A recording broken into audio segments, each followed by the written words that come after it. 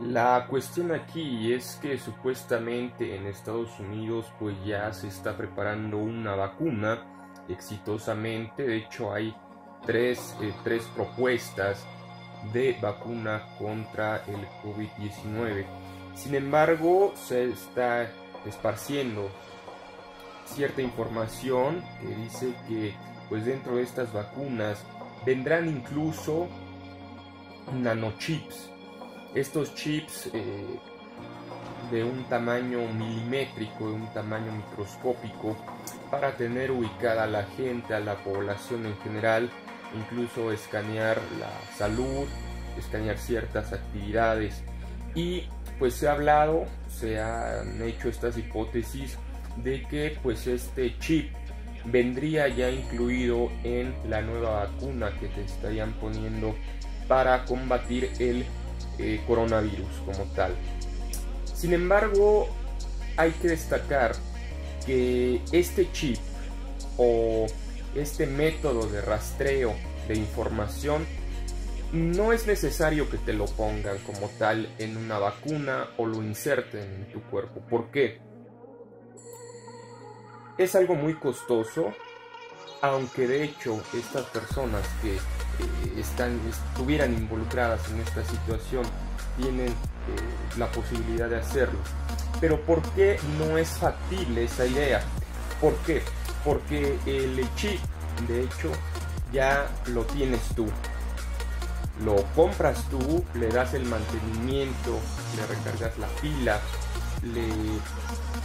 lo limpias, lo llevas contigo mismo, la misma todo el tiempo, y es esta cosita la cual estás viendo en este momento en tu celular. De hecho, ya todos los celulares prácticamente cuentan con el sistema de posicionamiento global. De hecho, usan tecnología satelital. Hace unos 20 años, yo leía en una revista, se anunciaba de hecho el GPS como tal, y era algo tan caro porque era tan avanzado tecnológicamente que se vendía en revistas, pero para las industrias o para los países, vamos a decirlo, para que lo pudieran contratar sus ejércitos. En la industria militar se utilizaba el GPS hace unos 20 o 30 años incluso. Y era algo sumamente caro, que bueno, después adquirieron pues las empresas de internet como Google, Facebook, y ahora pues está integrado en cualquier celular prácticamente que tú adquieras, en cualquier celular que tú compres, tiene esta tecnología forzosamente, y que pues se ha hecho mucho más común que antes. Aparte de esto, pues se te está rastreando todo el tiempo.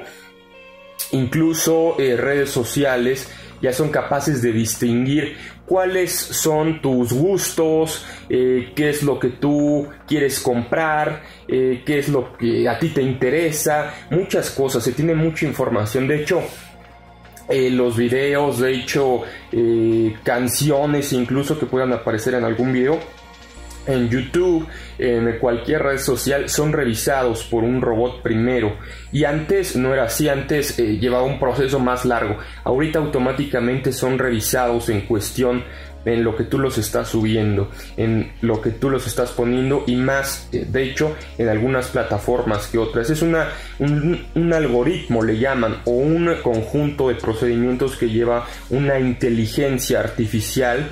En realidad, que es una inteligencia artificial la que maneja todo esto, o las que manejan todos los contenidos, y que cada vez se van haciendo más poderosas, más potentes. De hecho, ahí hay un tema también. Por ejemplo, la milicia norteamericana está controlada por una supercomputadora de marca Capcom, que de hecho la enfrían con plaquetas sanguíneas. Bueno, pero ya me estoy desviando un tanto del tema. Lo que quiero decir es que actualmente las redes sociales, afortunada o desafortunadamente, ya cuentan con toda nuestra información, y esa es una herramienta muy muy valiosa, porque por ejemplo tantas plataformas, por ejemplo Facebook, tienen publicidad y puedes contratar publicidad a un costo llevadero. Sin embargo, lo que los ha hecho tan ricos es eso, que tienen mucha información, e información que a veces tú mismo o nosotros mismos les damos en cuanto a nuestros datos, gustos, cosas con las que somos o personas con las cuales somos afines.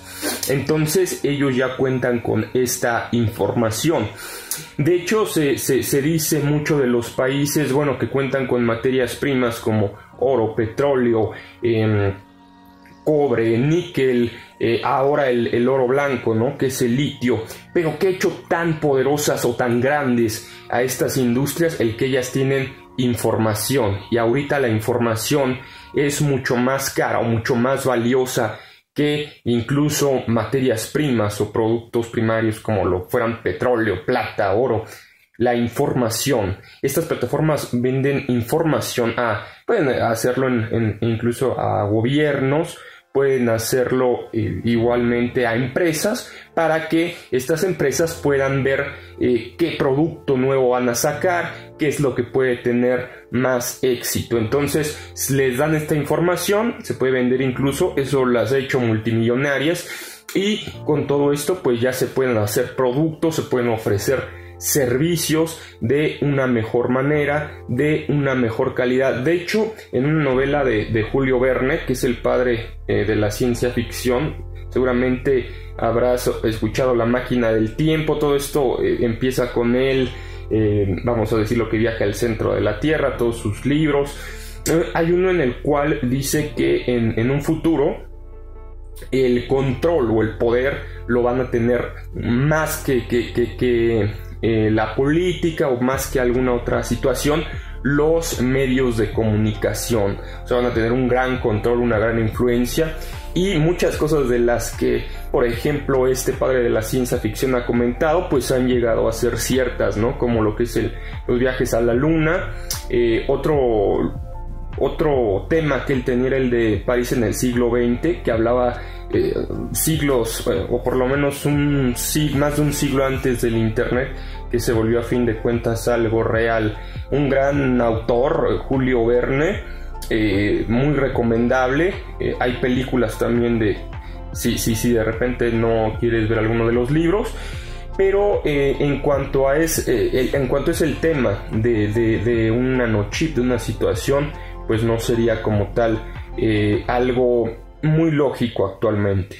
Aunque hay otro tema ahí detrás también de la transhumanización, que es que estaba viendo un reportaje perdón, que en un futuro piensan añadirle al cuerpo humano piezas o mejorarlo con tecnología para que en algún momento no envejezca o no muera el ser humano. Sin embargo, pues es algo un tanto oneroso, un tanto irreal también, y desafiante incluso a ciertas leyes, ¿no?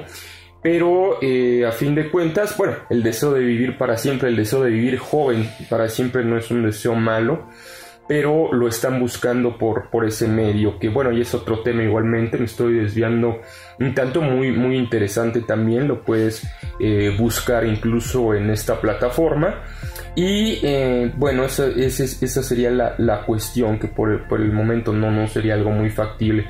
Sin embargo, pues con esta cuestión de los virus, manejando esas hipótesis, si en algún momento este virus, que sí existe y con el cual hay que tener bastante cuidado más en estos momentos, pues si llega a descubrirse que este fue hecho en algún laboratorio, pues sería de los actos más grandes, o el acto más grande que haya habido de bioterrorismo. Y pues se oye así la palabra, incluso de muchas películas, de muchas situaciones, pero pues ya sería una situación como estas. De hecho, también hay un reportaje, si lo quieres buscar, está en internet, en YouTube también.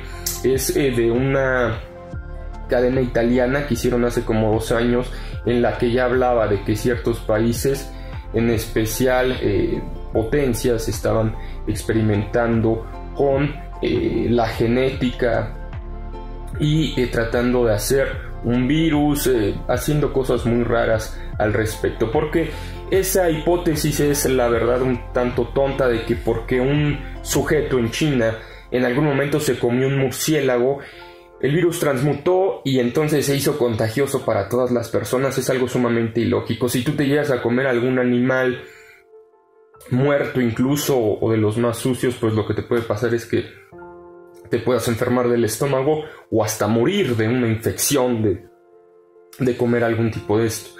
La verdad, esa teoría es no creíble, de que pues por comerse un animal como estos pues haya transmutado un virus. Esto es algo ilógico.